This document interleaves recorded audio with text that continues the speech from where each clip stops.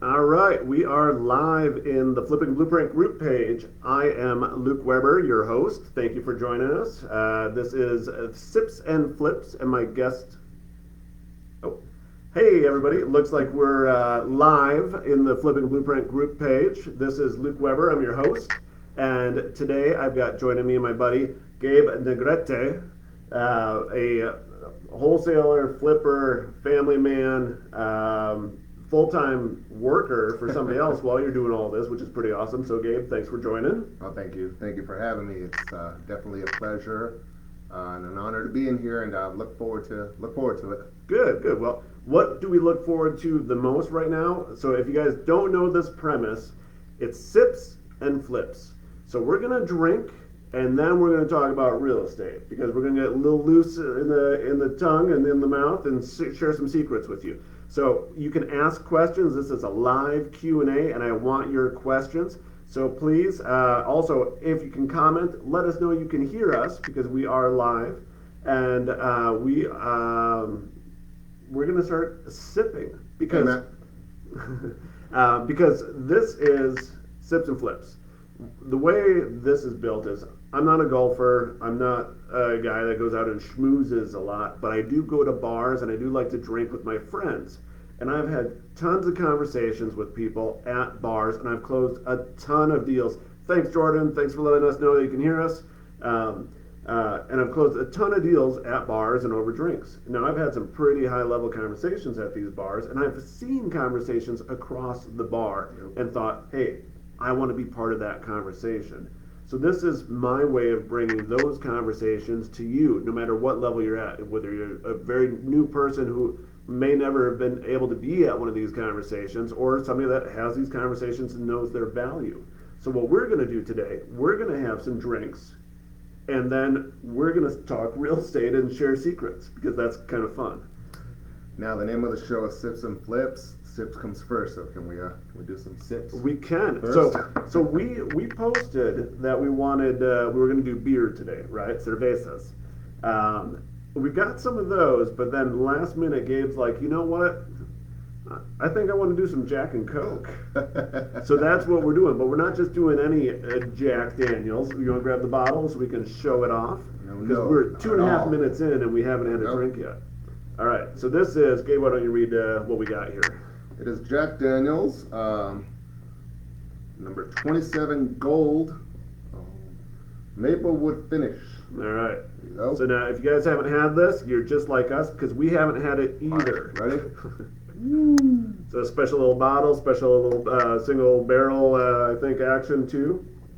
Yeah, like Luke said, we're not just drinking no regular Jack Daniels. We're getting the good stuff, and because you know what, we're pretty successful, and I think we can splurge and get a $90 bottle of whiskey every once in a while. Now, what you said, Jack is normally $20-$25 for a bottle, so $30, whatever it is, right? Bottle. All right, There you go, guys. So Gabe, can you open that up for us? Oh yeah. So, you guys, I want to know if you're drinking with us. If you're drinking, put it in the comments and let us know. And if you want to just jump in and start asking questions, please do that as well. We'll hit those up as we go along. So Matt, Alex, Jordan, we got a few other people in here. All right. So, all right. How about we just do a little taste first? You want to pour us a little taste? Oh wait, hang on. You got to do it the right way. We have to. Here, I'll do it because I'm doing it over my keyboard, and I don't want to have to blame you for. So we're gonna have a nice, sexy little pour here. Now, I'll be honest, I'm not a Jack guy. I haven't drank it, but my guest gets to pick the booze of the day. So we're going to try this straight up, neat, as they like to say. And cheers. Welcome to Sips and Flips. Thank you, thank you.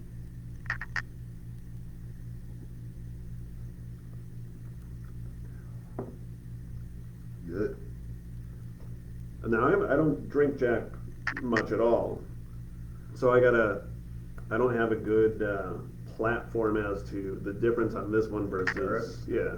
Well, I do. Like Luke said, this is That's called a leading question. Yeah, this is not typically your $30 bottle. Don't get me wrong, those are good too. I love those $30 bottles, but They say you get what you pay for. This is definitely a higher end. I would say like I don't know, the Mercedes of Jack, I guess, as opposed to the Ford Escort. But I hardly ever drink them straight up. I was starting to look before we started that I noticed some of the higher quality ones you can drink them straight without having to mix them. Because normally I mix them, but this one is perfect straight up. It's pretty smooth, right? Very, very smooth. And it's not like a honey flavored or any of that kind of stuff, but it still has a pretty good sweetness to it. All right, so we're gonna make some Jack and Cokes. Sir, can I give you that? Yep. All right. So again, Joseph, thank you as always for complimenting my pour. I appreciate that. And I'm gonna be honest also, not only do I not drink a Jack, but I can't remember the last time I had a Coke.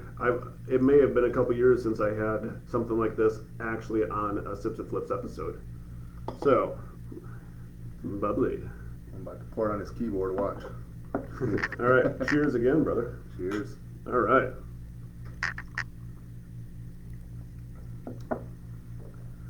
Delicious. Got some That's nice. munchies too, if y'all got some munchies. All right, No? so I'm going to start the questions because we don't have any questions rolling in just yet. All right, Gabe. So I teased your story a little bit. You are a family man. You got 2 kids, younger kids, right? Yes, sir. You got a wonderful wife who allowed you to come on the show today. Thank you very much. Not that she's she's amazing. And then you have a growing real estate investing business where you wholesale and you also flip houses. And right now you've got 4 active flips? 5. 5? Technically, it's 5. 5. Um, So 5 active flips. Mhm. And you have a full-time job. Now, there's days when I'm talking to him and I'm trying to figure out when he actually sleeps. Because you work, what are your hours that you actually work? Typically, it's 16-hour days. My shifts go from anywhere from 12 to 14 hours, including drive time. That's an hour on each end. So yeah, typically anywhere from a 14 to 16-hour day. I come home from work. Most people, particularly if you're a part-timer and you have a 9 to 5, it's not really 9 to 5, but a full-time job that's your primary source of income that supports your family.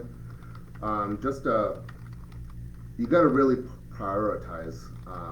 Most people come home from work, they just sit down and relax, and I understand that you've had a long day, but I don't come home, sit down and watch TV or anything like that. Most of the time I come home, I try to make my appointments for right after I get home from work in the morning. That way I can go ahead and go on my appointments right before work as opposed to going to sleep and then trying to wake up later. So it's just a matter of prioritizing. If you have a 9 to 5, you get off work at 5, try to set up your appointments for right after you get off of work or shortly thereafter. If you got phone calls to make your phone calls from 5 to 7, 4 to 6, whatever it is. It's a matter of prioritizing and Making it happen. making this business, making it a priority. You got a lot of people out there that work 2 jobs. So I have a job, yes, and I have my business, but I treat my business as a job. It's very easy to say, you know what, I don't want to do this, I don't want to do that today when you have nobody to respond to. But if you work that 9 to 5, 7 to 3, whatever it is, and then you have a second job and you don't feel like going in, bullshit, you're going to go in because what happens, your boss is going to call you and say, hey, well, that fire you. But when it's your business, it's very easy to say, no, you know what, I don't think I want to do this today. And then it becomes a habit, just like going to the gym, just like watching TV, just like watching a Netflix series, whatever it is, you got to get yourself in the habit. And that's what I've gotten myself in the habit of doing. And I've always just been driven by the fact that, sorry, I lost my train of thought, but So you're driven and you don't take excuses and you focus on actually doing the business and you prioritize correctly. Now, a lot of that probably comes from you being a military guy, right? yeah. So that definitely helps. And I know that there's a lot of military guys and gals in the group. And I've always, when I was coaching people and stuff like that. I love dealing with military people because they understand the regiment of doing stuff to get things done, and that's such a skill, and it's something that, like you said, you have to build those habits, and you have to make sacrifices. And what you've sacrificed, really, you haven't sacrificed the time with your family. You haven't because I know you're taking your daughter to was it dance or gymnastics? And I mean, you're active on it. You're out with the family doing stuff all the time. You're working, and what you've sacrificed is sitting in front of the TV, like like that's okay. Watching a football game, that's okay. What you're doing right now is you're building a business, and you're making some pretty damn good money right now too doing it, and that's all, on top of your pretty decent job too. It's not like you're out slinging burgers. Not that there's anything wrong with that, but you're growing for something more. You desire more, so you're going out there and getting it. Yeah, and the main reason I do it, don't get me wrong, my job it's a good job. I've been there 17 years, over 17 years now, and it is a job I like. I enjoy it, and I make good money. But what drove me really towards real estate, or just seeking financial independence in general, was the fact that I didn't want to be 50, 60 years old and have no idea what to do.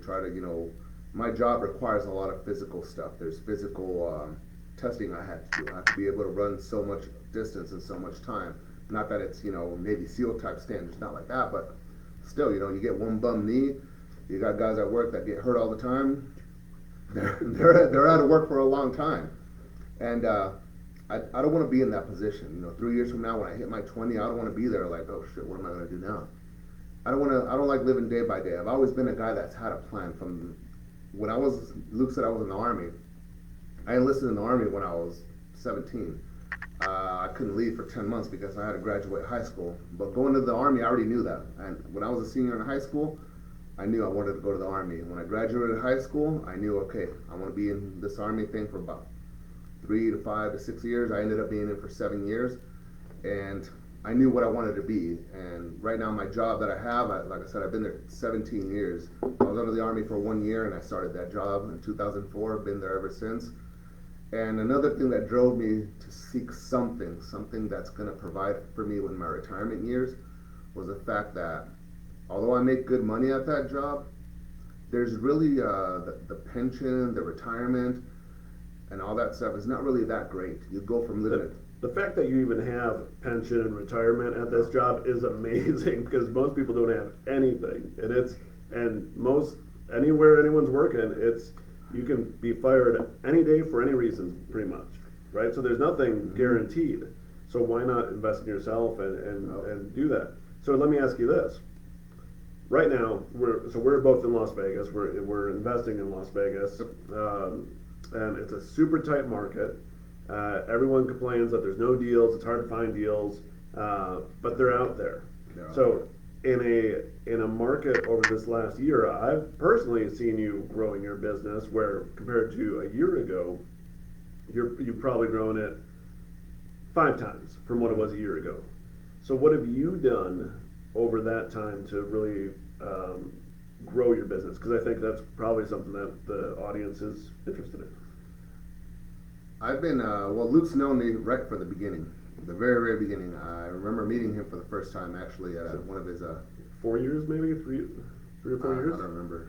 2018 I think it was. And my first wholesale deal was actually with him. And was it? Yeah. I don't even remember. Well, he's done 1,000 deals. I've done more than a handful, but I can still remember. But I'm getting to that point now where I was like, all right, which house was this? Hold on, what happened there? I'm gonna have to look it up to see which one it was. But anyway, yes, my first deal was with him. I love that, because I knew when I first met him, I knew, okay, this is a guy who's for real. He's a real buyer. He is somebody who's willing to help new people. So if you're new, you have not done a single deal, you're struggling to get your first deal, reach out to me first, then reach out to Luke. I would say, and I know there's other experienced people, especially all across the country and within the group, And I would say every year I help out maybe 10 or 12 new wholesalers do their first deal. Wholesalers or realtors even. And that's an awesome feeling. So I'm glad I was there for that first one. But, Yeah, he was, and well, you actually helped somebody do their first wholesale deal this year, right? I did do that. I'll get to that in a second, but like I said, Luke helped me realize, okay, this stuff can happen. There's real buyers out there. People, not just Luke. There's a lot of people out there who are willing to help. People who are truly, truly willing to help, including me. Luke's been very instrumental in my success and my growth, and I believe in being a go-giver, just like he is. So I'm constantly, when wholesalers call me or reach out to me and say, hey, I'd like to, I need help on this deal. I'm more than happy to help anybody out there that's new. There was this gentleman who, yes, he called me one day. He was going door knocking. That's all he was doing, just going door knocking. Wholesaler, brand new to the business. And he was actually at the house with a lady who spoke Spanish. And that's all she spoke English too, but she was better off, more comfortable speaking Spanish. So he knew me. He said, this guy must speak Spanish. So he reached out to me, and he knew I was a buyer in town. I said, you know what, this deal might not work for me, but I know a few people who I could personally reach out to and see if they can get a deal. And yes, we ended up splitting a $23,000 assignment fee. And this guy did it just by door knocking. So if you're brand new, you got no money to go do some marketing on postcards or PPC or anything, cold calling, anything like that, you can go door knocking. Door knocking's free. It costs you just a little bit of time. That's how this guy got his first deal. Yeah, we don't need your excuses. Just go ahead and do it. I got a deal off of Craigslist. Yeah. Two months ago. Nobody uses Craigslist anymore. And this guy got a deal from Craigslist. I got it, remodeled it, and it's closing tomorrow on the sale of it. Nice. So I've already bought it, and now I'm selling it, and then we're making $30,000 on it. Yeah. See, so there's really no excuses. I mean, once, like I was saying, I'm a part-time. I shouldn't say I'm a part-timer in the real estate business. You need even if you have a full-time job, you need to take your business just as serious as a part-time. As a part-time. Look at it as a full-time gig. For example, somebody told me this once. And think about it this way: if you have a full-time job and you have your business, your real estate business part-time. So I ask people like that, hey, are you married? If somebody says, yes, I'm married. Okay, how many quality hours, how much quality time do you spend with your spouse every day? And most people say, answer that in your comments right now. Anybody who is married, how much quality time do you spend with your spouse? Answer in the comments right now. I'll wait. Quality, that doesn't mean sleeping next to each other. Quality time. How much do you guys spend with your spouse? Quality time. I'll wait. Yeah, so, really what it comes down to, I just put it in my comment. Not enough. Because you don't spend enough time with your loved ones. We're busy working. Matt says not enough. Some people say, okay, maybe 1 to 2 hours a day, 3 to 4 hours a day, 10 hours a week. Okay, so when somebody asks you, hey, are you married? Do you say, part-time? Nah, bullshit. You're married full-time. You got to commit yourself to that marriage, just like your business. You might not be able to put in 40 hours a week into your business, but you treat it like a full-time business. Because I treat my business, this is it for me as far as like I said, I love the job that I do. It's actually a good job, very good. But the retirement sucks. It's not that good at all. So this is my retirement. A long time ago when I started, I figured, you know what? This pension sucks. It's a BS pension, but at least you get a pension. Yeah, yeah. Well, it's something, So where you're going with that, I think, is, so you're saying, treat it like a full-time job, even though you don't have the time allotted to it. So a lot of that has to go with focus and getting rid of your distractions, right? Because if you don't have, if you're not focusing on your TV, your TikToks, your all that kind of stuff, because it's not just, you said how much time you spend with your spouse. You got kids too, right? I've got a kid, and we want to spend time with our families, with our spouses and our kids, or whatever your personal thing is. So it's trying to figure out how to do everything and manage it and be as efficient as possible. right? Here's one right now. Football season's about to start. Don't get me wrong, I'm a football fan. I love my football. But a few years ago, here's one thing I stopped. One habit I took out of my life. And I don't know if some of you on this have this or not, are doing this habit. Fantasy football. How many of you are playing fantasy football right now? I think I've got a game going on tonight. But that takes up, I realized, you know what, that took up a lot of my time. And I said, you know what? And don't get me wrong, I used to be a big fantasy football player. A little too big, you know, I was a little too into it. You know, I tell my wife, hey, I got a draft coming up. Don't bother me, you know. While I'm sitting at the computer doing a draft. Don't get me wrong, it's fun, but holy shit, I was putting a lot of time into that, trying to do the waiver wires and all that stuff.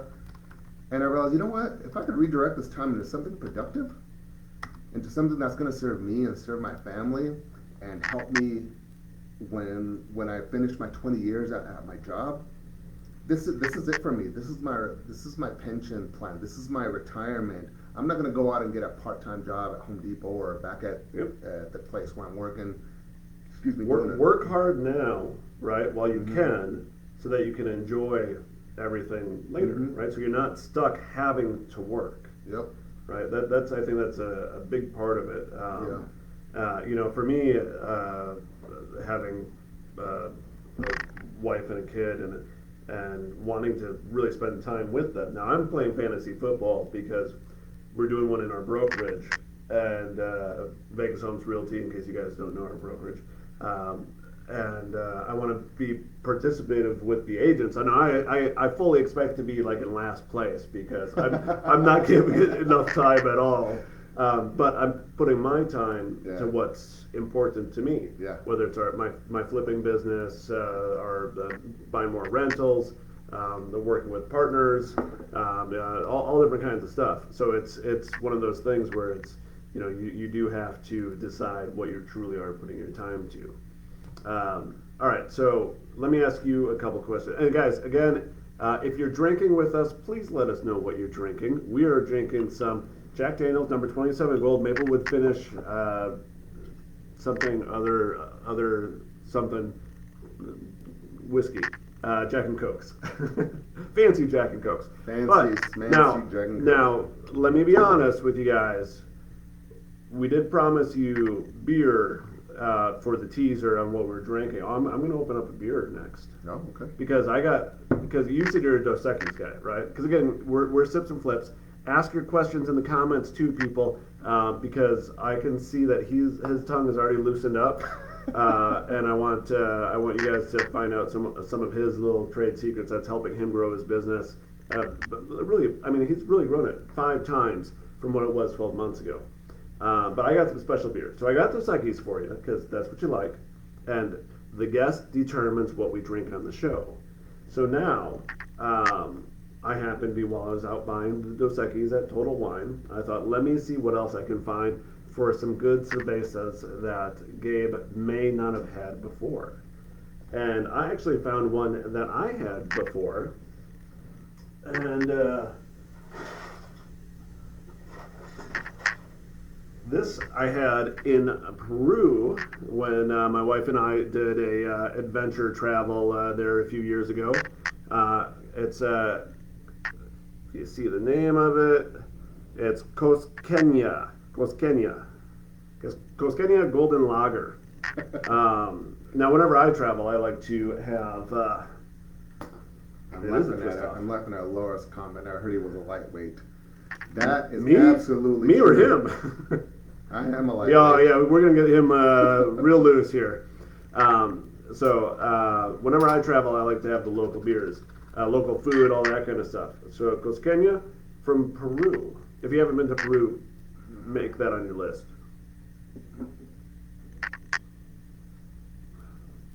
Nice. It's good.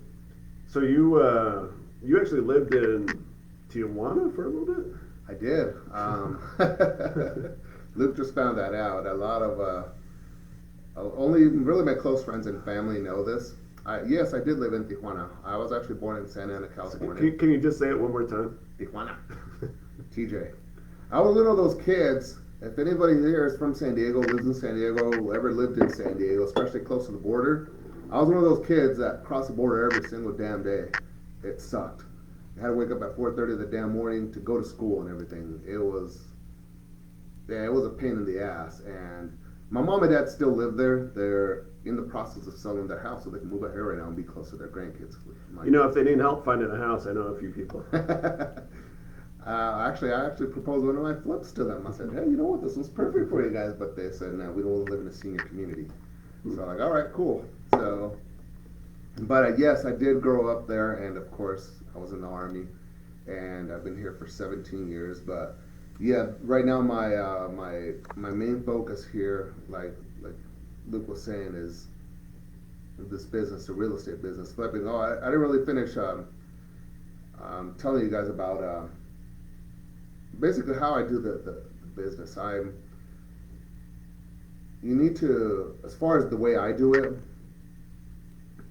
once I get off of work, I'm trying to plan my day. If I don't have anything going on, then yes, yeah, of course I go to sleep and everything. But like today, I woke up, took the kids to school. It's day off, of course, and I come home and my plan the whole day was to do some follow-up calls. I did a few follow-up calls. Once I was done with that, I got done probably around noon. There's a few people that were on my PPC, that pay-per-click, for those that don't know, that never answered their phone, never answered any emails. So you know what I do after that? I go knock on their door. I make a list. I say, all right, these are the people that have filled out forms on my Facebook ads. They have not responded to any phone calls, emails. So next thing you know is I go knock on their door. So, hey, my name is Gabe. I just came to introduce myself. You filled out a form via Facebook on this date. And normally I have it on my phone ready, just so in case they ask for it. Not some creepy stranger just showing up. That way they know who I am.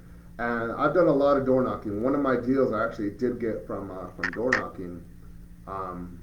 It was this year. I finished it this year. I sold it in May, and it was from door knocking. And I had sent postcards and cold called these guys, but no responses, nothing. Finally, I just decided to go door knock on them. But if you guys have any questions, go ahead and ask. Anything you have, as far as how I do it, if particularly any of you who have full-time jobs, who have 9 to 5, go ahead and ask away. We're going cold glasses for our beers, okay. For us cervezas. Okay, so I think we do have a couple questions here. Now, I want to tackle Jordan's question first, all right? Jordan, great question. What advice can you give someone without people skills looking to get invested in wholesaling? So it's funny because Gabe here, you wouldn't know it so far based on the way he's been on the show so far, but he normally is. Yeah, we have a little frozen here. Cheers. Yeah, got some heady beers here. I prefer beer in a mug. Okay, so Gabe is not a talker normally. He's not very exuberant. But he can turn it on when he wants. And that's definitely a learned skill for you too, right? It is. He's right. I can turn it on and off. And mostly wait, hang on. I'm gonna stop you because Laura just said, Laura is Gabe's wife. I'm a social butterfly, my husband not so much. He has been very persistent and dedicated. So he has decided to become more. Now, if you guys have heard my story before, I used to be the guy that sat in the back of the room with a drink waiting for people to come talk to me. And just like Gabe does, we make a decision to say, I need to go out and talk to more people. And I can tell you for a fact that the more real estate conversations you have, whether you're a realtor, a wholesaler, a flipper, a rental buyer, whatever it is, the more real estate conversations you have, the more real estate transactions you will do. And it takes time for you to get the words right? Because you stumble over it. You go home feeling like you're an idiot for saying the wrong thing. We've all done it. We've all been there, and we still do it. It's like, I'll have a conversation with somebody, and I'm like, man, why did I say it like that? So I was talking with actually D'Amico here, who's on the feed. I think I said I've done 500 transactions, and I think we're probably closer to 700. And it's just those little things like You kind of think about it like, well, I really kind of need to take a look at that and recraft that. Now, in the book, if you guys have read it, hopefully you have, I talk about your real estate story, right? How you present yourself. So, Jordan, that's really how you get better at speaking with people, is knowing your own story. So, Gabe, I'm going to put you on the spot, and I want to hear your 2 minute or 1 minute real estate story. Tell me how you kind of present yourself. You were telling me that you had somebody that was looking at investing with you. Mm-hmm. So how would you present yourself to somebody that you're just meeting and you want to tell them a little about you? Well, normally when somebody asks me, what I do, I don't tell them that I work security. The first thing I say is like, I'm a real estate investor. That's because that's what I think about as me. Even though my security job takes most of my time, I say, yeah, I'm a real estate investor. I do some security, when I have time. But yeah, normally that's how I explain myself. Yeah, you're not looking for security work, so why would you right? Who's interested in that guy? That's boring. When you think security guard, you're just thinking that dude at the bank, just sitting there doing nothing, walking around the parking lot, which is essentially what I do when I'm at work. I mean, really, that's what security is. You sit around and wait for something to happen. But so I can tell the alcohol is working because we keep getting off track. Your real estate story, 1 minute real estate story, boom, now. When somebody asks me, look, I'm a real estate investor. Yes, I'm making double-digit returns on my real estate investments. If you want to come play with me, let me know. We'll play. And if somebody's interested, then I'll know. Okay, they're interested. If they're not interested, then okay, I know. That's my way of figuring out if somebody wants to be a real estate partner with me. Now, I do have, before I started flipping, I do have rentals. And I did ask my partners before I started this. I said, "Hey, do you guys want to take part of this venture with me?" They both declined respectfully. I had no issue with that at all. Did not take it personal. But once they saw that I'm actually having success, now they become private lenders for me. Another friend of mine also, he actually did a flip a while ago, but just one time. It was one of those one and done. But he still stayed interested. He's always asked me questions about real estate, about flipping, about everything. And one day I just told him, I was like, look, if you ever want to take part in a deal with me, I said, let's do it together. And I recently got a property under contract. I was telling Liv about it right before we went on air that he was willing to fund. I have a hard money loan in place, and this guy's going to be a second position lender to essentially make it for me a 100% no money out of pocket deal, which you hear that all the time. You hear these on these commercials, infomercials all the time, invest in real estate with zero out of pocket. It's possible, but you got to work your way there. And that's exactly what I did. This gentleman, when I told him, okay, here's how much I'm going to need. And at first I thought I was going to need $60,000. And I was explaining to it for him. I said, look, yeah, you write your money to the escrow company and I don't actually have to see your money. He said, no, I'll write you a check.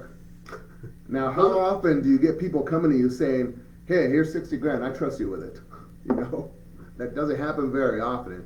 So, and it's having one of our glasses we've got some frozen water on the bottom, and it just danced to the tune of $60,000 check.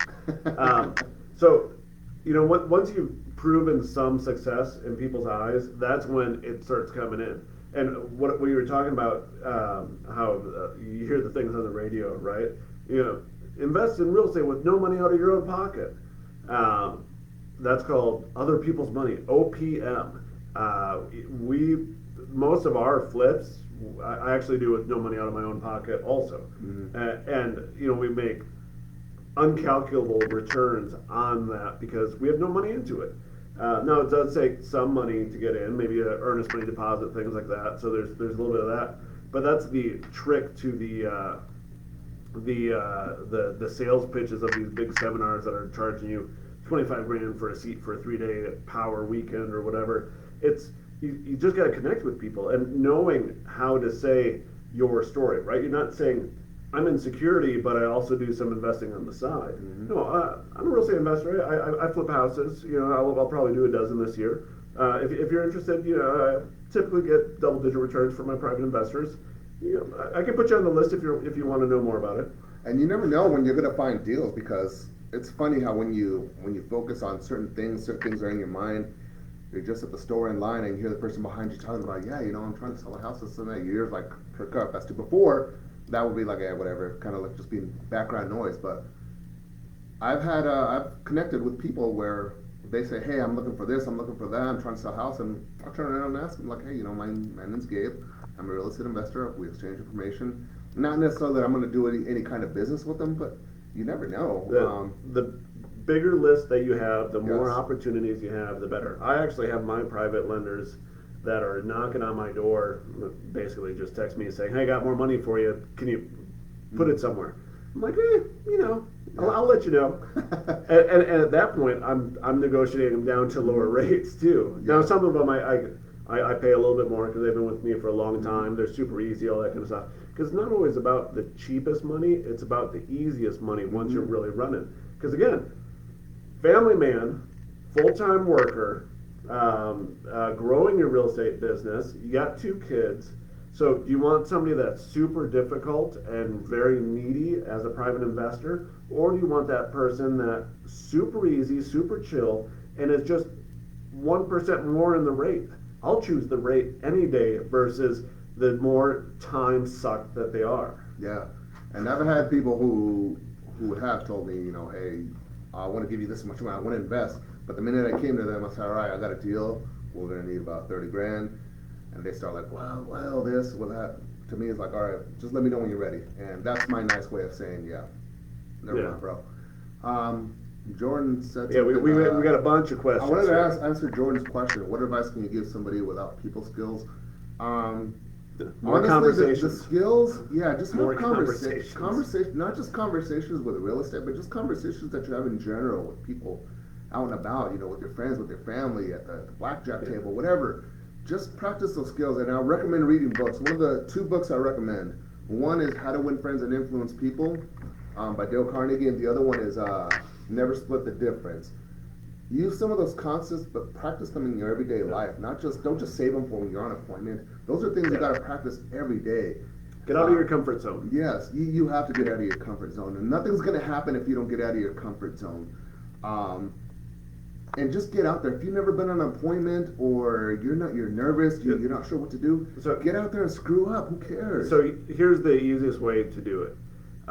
Any market you're in right now has FSBOs available. You'll find them on Zillow. You'll find them on FSBO.com, ForSaleByOwner.com, Craigslist, Marketplace. and talk to every single one of them. That's how I actually got out of my comfort zone back in, it was probably 2011, 12, 13, that range.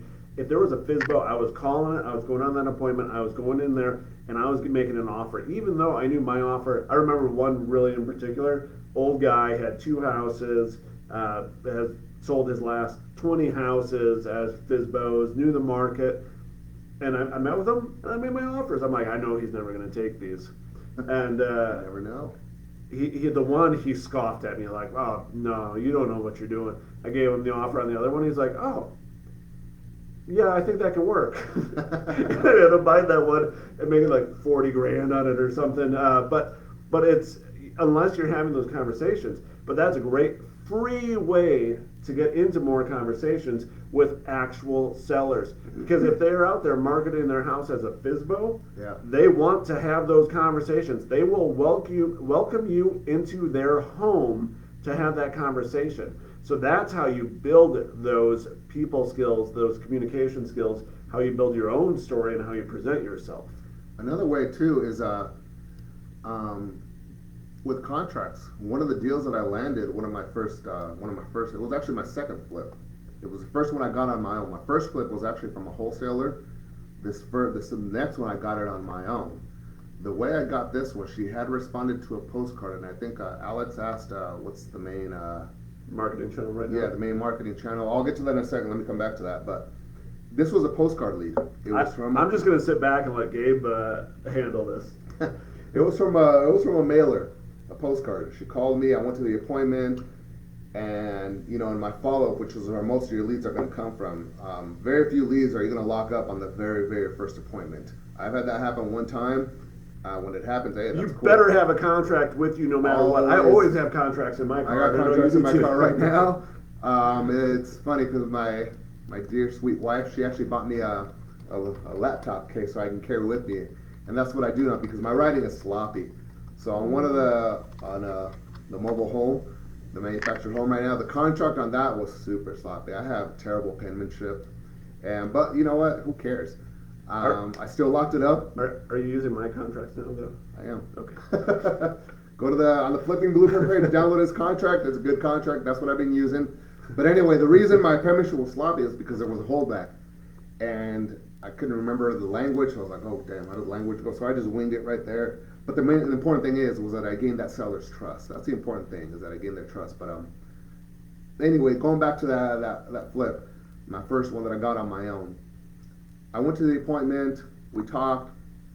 We kind of played a little bit of phone tag for a while. So what I did, here's something, if you guys have leads that you're following up with it on your follow-up right now, here's what I do quite a bit.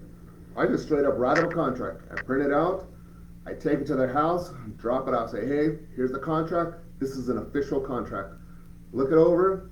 Let me know, call me back at your convenience. So you want to know another trick to that? So you have the contract, and so you don't sign it, but you put on there, fill in the number, and then send it back to me, or give me a call. So you leave the price blank, don't sign it, but say, fill in the number for what you want. This is for the people that are not responding to your texts, phone calls, emails, but you have their address, you know that they want to sell. Here's a contract, just fill in the number. Because what you're trying to do is start a conversation. And that's number one, why you always have a contract in your car. And it's one of those last resorts, because you're out door knocking. If you're door knocking, you should leave something behind, because make your stop at that house worthwhile. We've done door hangers for years, where it's leaving a letter with a card in it. So you open up the letter and the card falls out. 2 points of contact. It's actually really 3 if you count the door hanger, letter, business card. But you get 2 real physical with the letter, and then I gotta step over, pick up the business card that fell. I'll hang on to the business card, throw the letter away. But that's how you can help incorporate that into getting in more conversations with people. So yeah, I wrote my number. I didn't do what Luke said. Well, I didn't really know him as well at the time either, but I just left my offer and everything on it because I already knew what she wanted, which is one of the ways, not the only way, but one of the ways to get the number out of people. If like, hey, they owed so much money, they owed 50 grand, for example. Hey, how much do you want to net after this is all said and done? She said 100, so I offered her 150. That's what I wrote the contract for, and she called me a few days later and said, hey, Gabe, how solid is this offer? And I said, it's as solid as it gets. Once you sign it, it's official. I'll open escrow. And that's how I got that deal. Another deal, sorry, I forgot what I was going to say. It's the drinks. So now you guys have to answer more questions or ask more questions. Oh, wait, that's what I was going to ask. Or answer somebody's question. Somebody said about people skills. Skills, these things can be learned. You can learn these skills, but you gotta learn them by actually doing, by getting out there. You can read all the books you want and apply all the concepts, but the best way to learn is to actually get out there. You're gonna fuck up. You're gonna go out there. You're gonna look like a fool. People are gonna laugh at you. I've had people laugh in my face when they say, "Hey, what's your number?" And my dumbass gave them the number, right off the bat without really negotiating. And yeah, I've had people laugh at me. It sucks. You feel like, oh man, this sucks, but. Oh no, that's not going to work. We're done here. Okay. That happens. It's going to happen. Okay, that was my number. If it hasn't happened to you, it's going to happen. Yeah. Get ready for rejection. It's okay. Everyone gets rejected. It's perfectly fine. It's part of the business. You got to make the conversations happen. Don't be afraid of it. Yeah. Okay, I want to jump back to Joseph's question. So where are the leads coming from? How are we actually getting into doors? I know you do a lot of PPC. I do a lot of PPC also.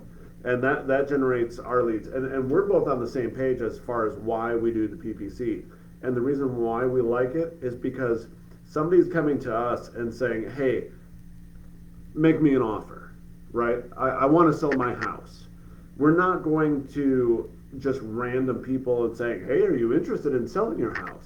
Mm-hmm. Now we both do that as well. We both have different mailing programs.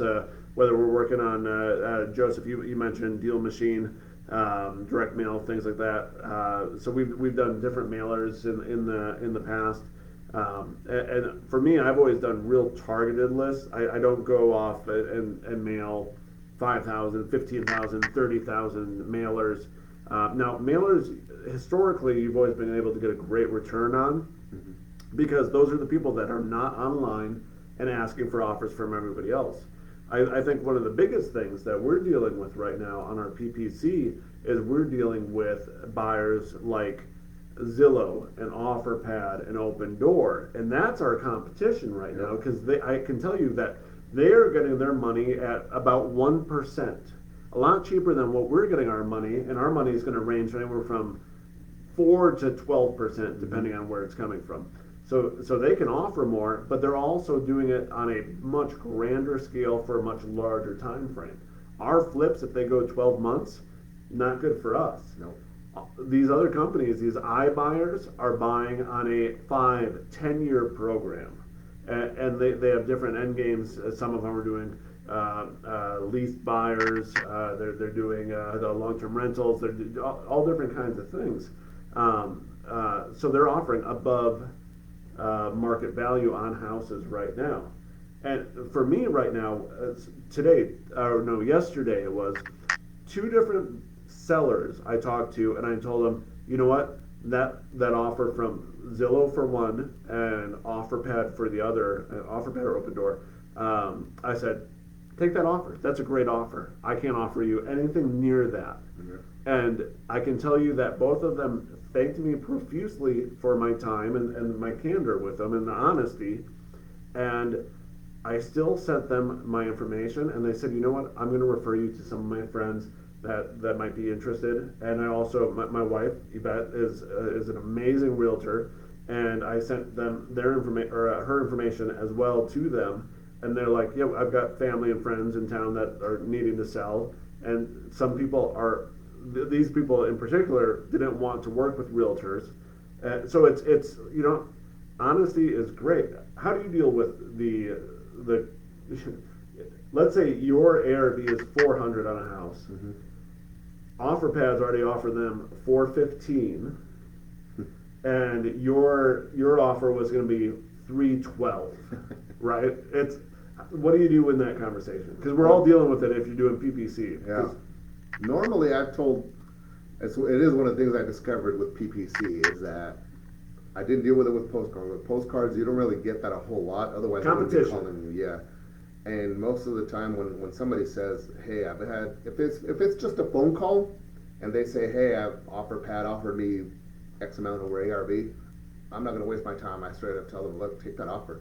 First, I ask them. Wait, hang on. Let's clarify. So you're saying I'm not going to waste my time. Mm-hmm. You're not going to go out to the property. Yeah, still, not to the property. right? Yeah. But you'll still have the conversation. Yeah, so I'll have the conversation because I'm on the phone. It doesn't hurt me anything to be on the phone with them. The extra 5 minutes. So I'll ask them, like, okay, have they done their walkthrough? How far along are you in that process?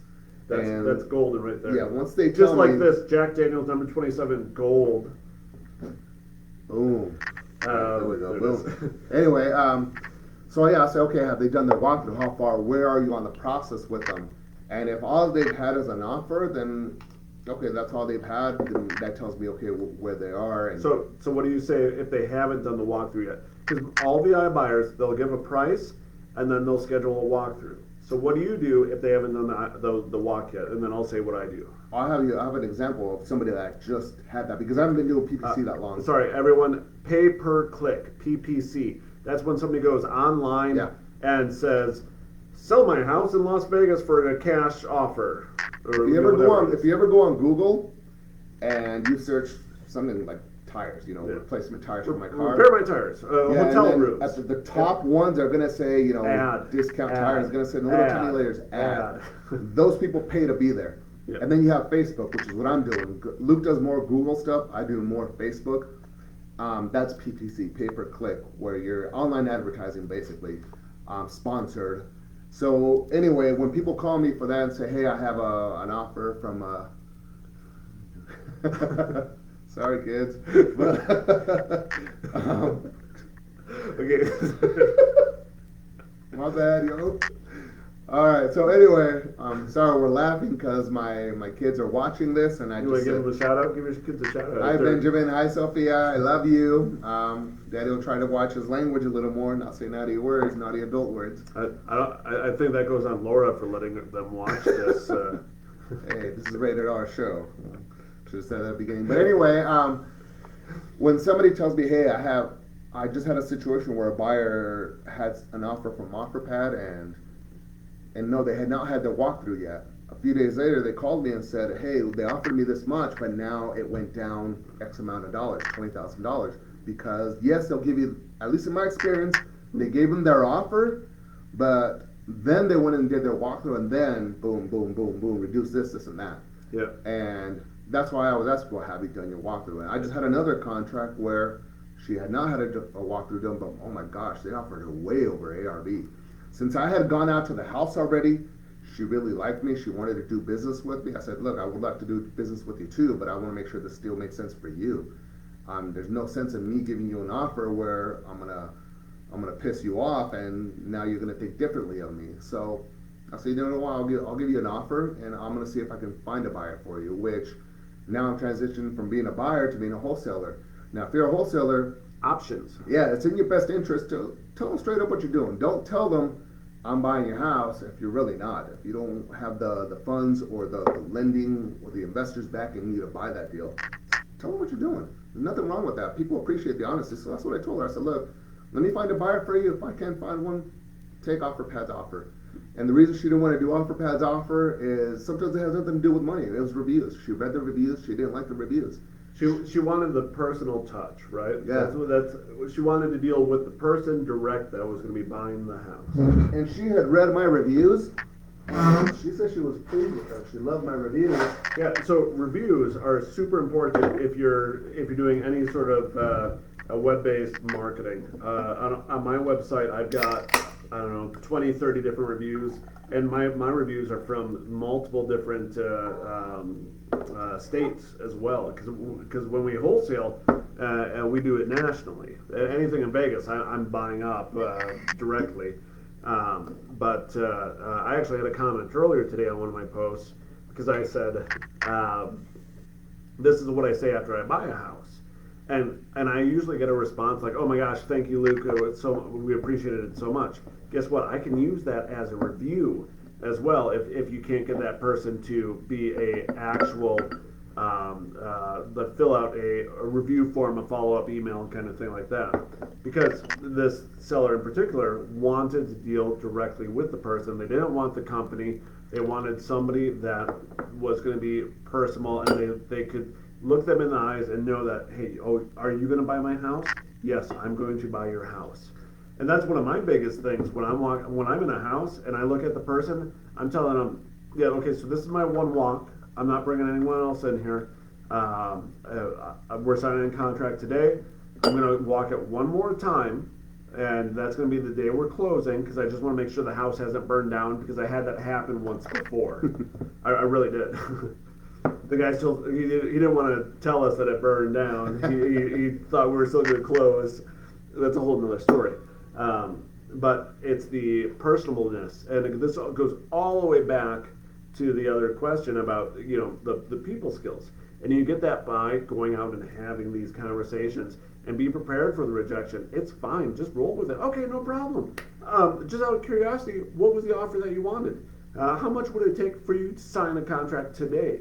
And sometimes they'll give it to you, sometimes they won't. "Hey, no problem. If it doesn't work out, you got my number, you got my phone, you got my email. Reach out to me. Let me know." Yeah, just ask if you ever want to know something. Sorry. Cheers, everybody, for those who are partaking in sips and flips. Just ask. I mean, I've had people say, "Hey, I had another investor offer me this." Ask them, "Hey, what they offer you?" And Can I tell a story real quick? yeah. So I was recently at an appointment. I still go out to appointments because I actually really enjoy that. I do what I enjoy.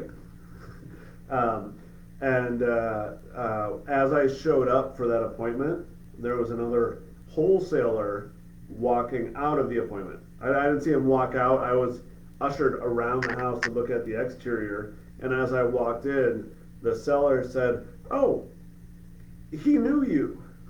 I had no idea who it was, but it was somebody that had offered way too much for the house. This was an older lady in a Sun City community, very sharp, and she now had this figure put on by this guy, and he backed out of the contract because he's like, "Oh, my investors, they don't have the funds for it now," because they don't have the funds because there's no money to be made on it. And I go in and now I'm having the conversation with them, and my conversation has completely changed knowing where this has been. I went from going in there knowing I was walking out with a contract, because I know you're the same way. Mm-hmm. When we walk into an appointment, we go in there knowing we're walking out with a contract. Yep. Right? It's mental thing. If you're going into an appointment, you know you're walking out with a contract. Yep. So I walked in there and I'm like, okay, now I'm turning this into a listing. So my pitch completely changed, because now I know the lady's got this high price in her mind, and she kept saying how, well, I already sold the house at this. Well, hang on. You didn't sell it. They backed out of the contract because it was too much. There was no money to be made on it. And at the end of the day, the lady really didn't want to sell. She was an older lady going into a retirement home. The family wanted to help her out, and she's like, I could manage a rental, no problem. And it's okay. You're not really selling, no problem. So I spent an hour of my time with them, even though I knew that this sale was dead, mm-hmm. because I was building it down the road, right? It's all goodwill, and I pitched my brokerage and the agencies or the agents, and maybe something comes out of it at the end of the day, and I give them some really nice free advice, mm-hmm. and it's funny because people go in and they offer way too much for a house, and it not only screws them over, it screws over the seller, because now they get false expectations, and it screws over the next potential buyer. But that's what I loved about what you said, saying, hey, if you're going to wholesale it, just be honest about it. Always. You don't want people coming in your house. Great, I've got a bunch of buyers. I know what your price is. Let me see if I can find some of the buyers out there that aren't going to be the Joe and Jane home buyer who are going to walk around, kick tires, and waste your time and come in and out of your house. You get 20 different families. You have to inconvenience you, all that kind of stuff. And it's just be honest about it, right? Yeah, and like I said, ask them things. I ask people, hey, what other offers do you have? This lady in particular, she said, I have an offer from 388, from 380, whatever it was, from OfferPad, Zillow, whoever that was. And at first I'm thinking, like, no, you don't. So I asked her, do you mind if I take a look at it? And she did. She showed it to me, and yeah, she had an offer. I was like, okay. So if I asked her, why aren't you taking their offer? Why am I here? And like I said, she wanted that personal touch. She didn't want to deal with a big corporation. She wanted to deal with a local small person, small business, I should say, that she can know the person, who it is. And that's why I was there. So I said, you know what? I don't know if I can't pay you with a good price. I can't match what they're doing. I can pay you a good price. I just can't match. Yeah, I can't match what they're giving you. If price is the most important thing, then take their offer. But if you want to do business with me, I said I can see if I can find you a buyer, and that's exactly what I did. I got her under contract, and I shot it out to some buyers. Didn't get really much feedback, but I told her, look, if I don't find a buyer by this day, I'm not going to string you along, because she's got a timeline. She's already got an offer on the table that she proved to me she has. So look, if things go sideways with these guys, give me a call, and we'll see if we can work something out. So I canceled that contract, so we'll see. You never know. It's not every deal's gonna go to the finish line. And if you actually take your time to go out to the appointment, I had to drive a long way to go to this appointment. So I said, you know what? I'm already all the way out here. If I'm gonna go down, I'm gonna go down swinging. So that's why I just got the contract. But I considered her situation at the same time. I'm not gonna get her under contract and string her along and say, oh yeah, I've got some buyers interested. Well, no, I told her, look, it'll be a few days. The reason why I appreciate the honesty and why the sellers appreciate the honesty. And I actually tell them this story when I'm doing the exact same thing. Is I say, listen, I've dealt with the homeowners where they were under contract on a property, thought the buyer was buying the house, and they hired the storage company, the moving company, everything else. They get 2 days from closing. They're out $3,000-4,000 for all these fees. They're already out of the house, and then the buyer comes up and says, "Hey, you know what? Turns out I can't buy the house based on this clause in the contract. I'm going to cancel, and you're fucked." Sorry, Laura. but that's what people do, and I've walked into that scenario where I deal with that homeowner, and that person is they've spent all their money on those moving expenses. Yeah. They can't afford it. They're in a bad situation, and I'm like, hey, you know what? I'll be honest with you. This is where I'm at. This is what I could pay you. If you want to list with one of my realtors at Vegas Homes Realty, they can get you this, but it's going to take 60 days before you probably end up closing because of marketing time. First buyer falls out, all this kind of, you have to do some repairs maybe. You'll get more money in your pocket. I mean, I am flat out honest to the T. Honest to the T, to the H, I don't know. To the T sounds better, right? And I let them know what it is, and I apologize profusely for the situation that this other person put them in, and if it's because somebody, and I know that there's people out there that teach this and teach, just get it under contract, offer whatever, if you get it, and then try to sell it, but when you just drag it out, and you are financially hurting people, and I don't like that. So the honesty is so big. Laura, my wife, just made a comment. She dragged a friend to help clean out one of my properties, and she ended up referring a friend, which she did. The condos? Yeah. Yeah. And guys, deals are everywhere. You don't need to spend thousands on marketing. Those deals are out there. You just have to let people know what you do and how you can help people. Once you start doing business and you want to grow, be prepared to spend money. Yes, once you grow your business, don't go out and buy, a Maserati or something like that. You can, but most of them lease it and then take a couple pictures, and then sell a course.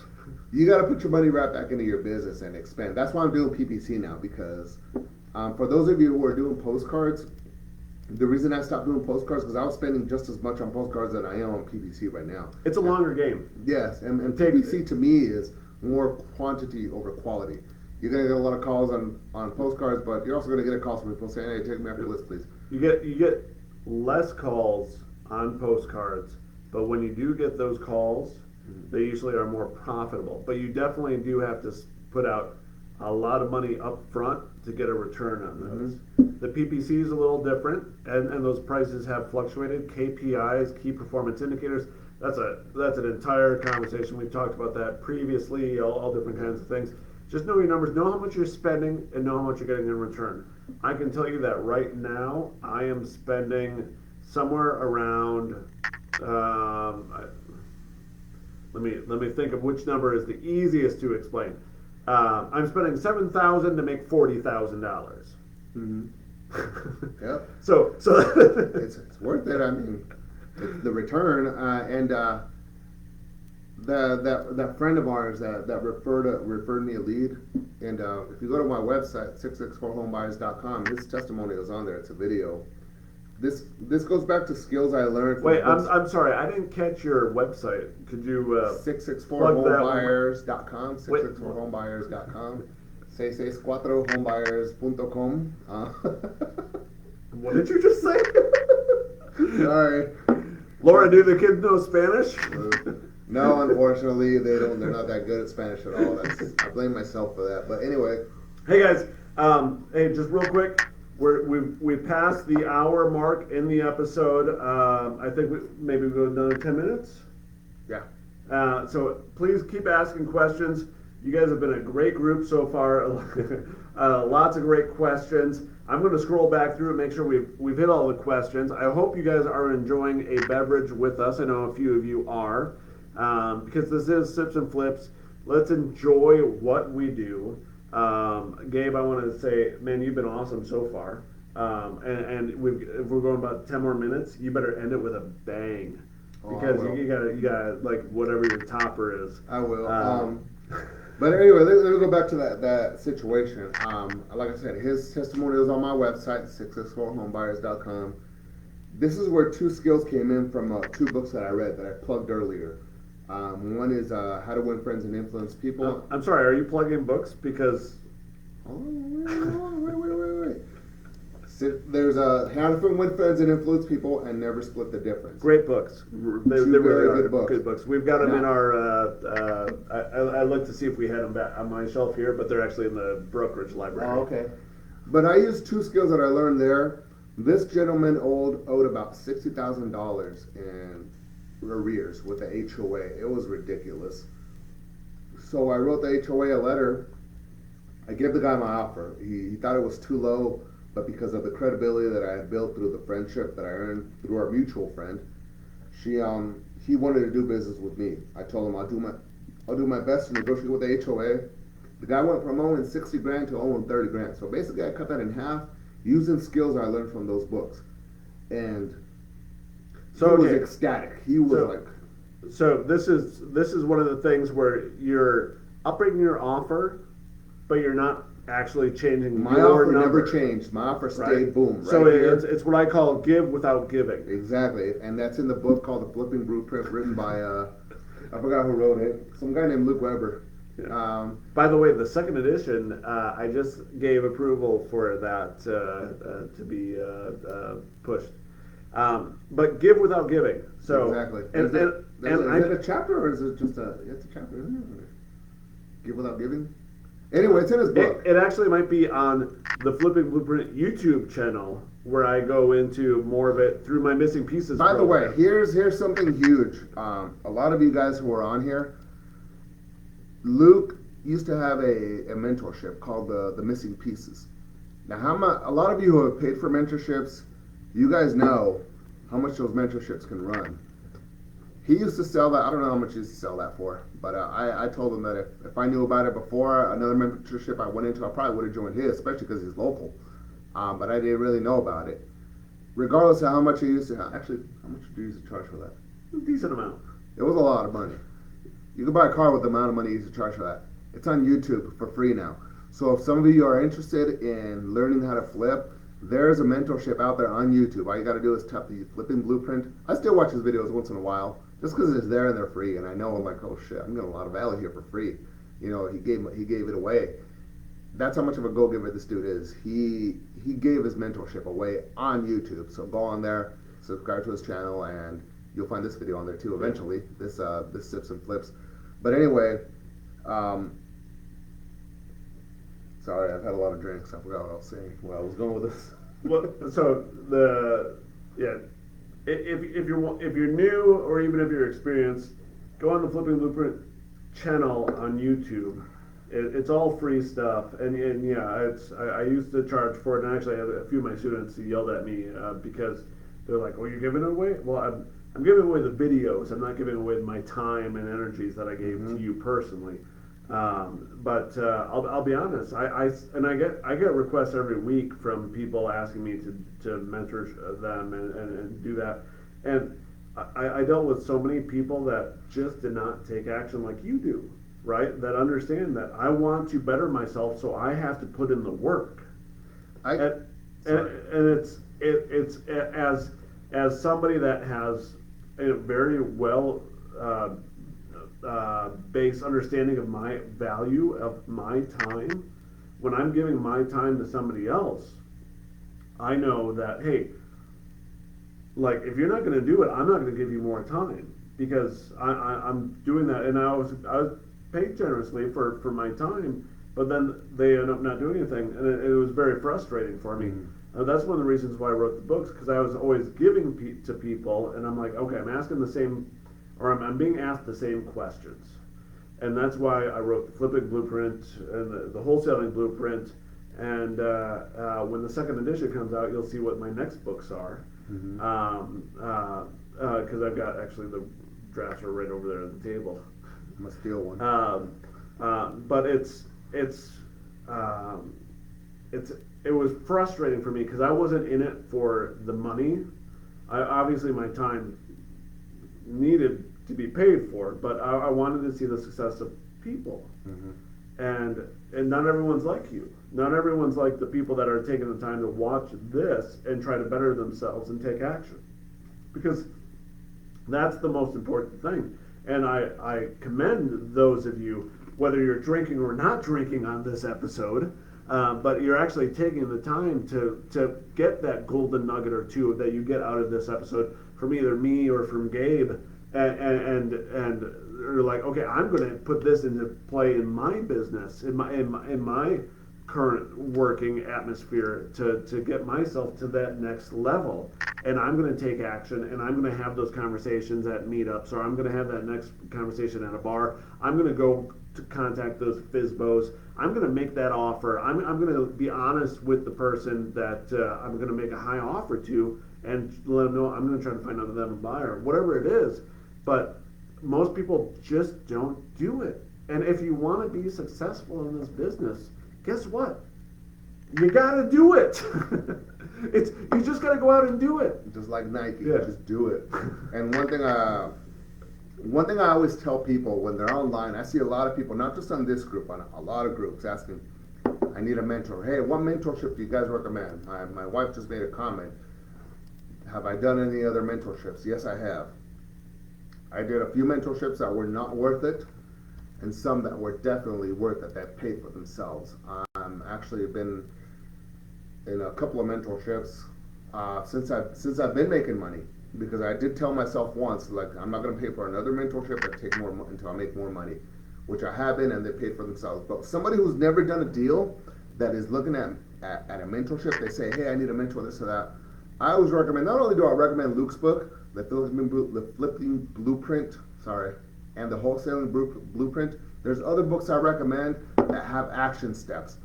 And I always tell them, look, instead of paying for Not a just mentorship, it's not just real estate, but business and how to influence friends and influence people, that has a lot of action it all steps plays in it. into it. Sorry. All you have to do is read. This is what I always tell people when they say, I'm looking for a mentor. Who do you recommend for a mentor? Can you mentor me? I say, look, read these books. There's action steps in these books. Take action on those steps. If you read this book and you do not take action, there's nothing a mentorship can do for you. Not one damn thing. Because, and I tell them, save your money. Save your thousands of dollars. Because if you can't do what a $20 book tells you to do, tens of thousands of dollars. Tens of thousands. And if you can't do what a damn $20 book tells you to do, then there's nothing a $20,000 mentorship can tell you, can do for you. Because ultimately, they can give you all this value, all these action steps, everything. But if you don't take out the floaties and jump in the deep end and just swim, there's nothing. We're not going to do the work for you. There's nothing I can tell you. There's nothing Luke can tell you. There's nothing any other mentor out there can tell you. And here's, before we log off, the most important thing I can advise you is not a mentorship, not money, not deals, is why. The biggest thing is your why. Why do you want to do your business? Why do you want to be successful? Not just this business, anything you do in life. Why do you want to do it? That's what's got to be important to you. That's what's got to weigh in your mind. Your kids, your family, your return, your parents, your mom, dad, grandparents, whatever it is. What is that why? Even if it's a fancy car or whatever it is. Whatever, yeah. Gabe, what's your why? My why is my family, my kids. My kids are still young. I don't want my kids thinking, growing up when they're adults, saying, damn, dad was gone all the time. I never got to see him at all. I want my kids to remember me being there for them. And that's what you got to think. What is your why? If it's your kids, your wife, whatever it is, whatever your why is, think about that. If it's your kids, for example, a lot of you watching probably have kids. Think about them when you don't want to make that last phone call, when you don't want to make that last, whatever it is, door knocking, whatever it is. It's your why. Because if somebody took your kids, kidnapped them, and said, you know what, you're never going to see your kids until you close a wholesale deal. You know what you would do if you were in this room with us right now? You said you got 30 days. If you don't close a deal, this sounds harsh, but if you don't close a deal in the next 30 days, your kids are gone. You'll never see them again. If you try to run out that door and that door is locked, oh my God, I can't open the door. Are you going to say, I guess it wasn't meant to be. Nah, this just this isn't for me. Sorry, kids. No, you're gonna find a goddamn way to break that fucking door open and get out that door and go find a deal. If you get out this door and your car isn't gonna start, what are you gonna say? Are you gonna say, you know what, this car ain't starting? Oh well, I guess I just wasn't meant to save the kids. No, bullshit. You're gonna find a way. You're gonna call an Uber. You're gonna call a cab. You're gonna find one goddamn way, even if it's putting it on a credit card, to go out there and find yourself one damn deal, isn't it? Isn't it? So right. Do whatever you can. Sorry, I got so harsh, but that's how serious. If you're watching kids, sorry, but this is the way I think about this business. All right, three things I want to say about that. Laura, you know your kids are safe and protected based on that, because that got dark. It's dark, but it's the damn truth. But it's that fire. It's that fire, and whether it's what getting your kids taken away from you. It is. Seriously, because you got to take that why. The money. But fuck the money. It's the passion. Why? The passion. Yes. So and I know a lot of people don't have kids. So if it's just, man, I want to show up that person. I want to show up at that next party in a fucking Maserati. That's fine too, right? We're family guys. We're older. Some of the people watching this are 16, and they have different motivations. Everyone has different motivations, but you have to know what your motivation is, and that has to be the drive for you, right? And it's one of those things that, okay, so family.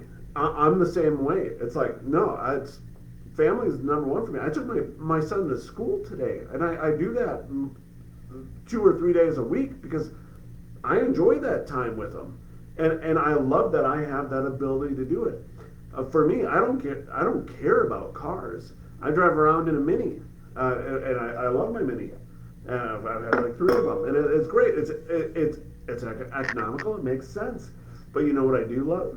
And it's not economical at all. I love traveling, and I travel first class. I go all over the world, and I take my family with me, and we go on adventures, and that's one of the things that we do, and it's so much more fun and enjoyable, and that's my why for my family. But you guys have to dig in and find that passion, because if you have no passion for it, I've said this multiple times. I've said this on stages in front of 500 people that paid for like thousands and thousands of dollars at whether it's a entrepreneurship or real estate or whatever conference, and I've told them, hey, I don't care if you don't care about this business at all. That's perfectly fine. But what do you care about? Mm-hmm. Real estate for me, it's great. It's okay. I don't love it, but I love what it allows me to do. I love that it allows me to travel with my family and have experiences, not just with my family. So talking about mentorships and all that kind of stuff earlier, I don't do that anymore. But what we do is we do adventure travels, and when we do this with small groups of people, whether you want to call it a mastermind or whatever, we get groups of people together that are like-minded, and we hang out for 2, 3, 7 days, depending on the adventure that we're doing. We go to have adventures, and you have one conversation in that group, and you take your business to the next level. And it's having these conversations, listening to these conversations like we're doing right now with all you guys that are participating today, whether you're not participating and just watching from the shadows, perfectly fine, because this is on video. You can watch it, and it's okay. But I really do appreciate everyone that has asked their questions, has participated. I know, Gabe, you gave a shit ton of information today, which was awesome. I hope we answered everybody's questions. I hope you didn't embarrass Laura too much. I know you didn't. She's a sweetheart. I do enough of that every day. And, I personally, having watched your growth and be part of it, and you and I are actually partnering on a pretty big flip right now too. I couldn't be prouder of where you were and what you've taken and made for yourself. and it really has been for yourself. You've been the one taking action and making things happen. And I see that, and those are the people that I invest into. I invest my time into. You know, you've got me on speed dial, and you're not afraid to use it. I always but just do that. but you know what? I see you that you listen and you take action, and that's awesome. And so many people out there don't take action. So if you take one thing from all of this today, whether it's a great, and honestly, the whiskey was great. It you know, it was enjoyable. You know, I'm a tequila guy. For anyone that knows me knows that. But this stuff was pretty good. That means he doesn't want us, Laura. I'm bringing it home. I hope you like the beer too from that. You know, I had in Peru, and it was nice to in one of my adventures to share that with you. But go out there, take action, people.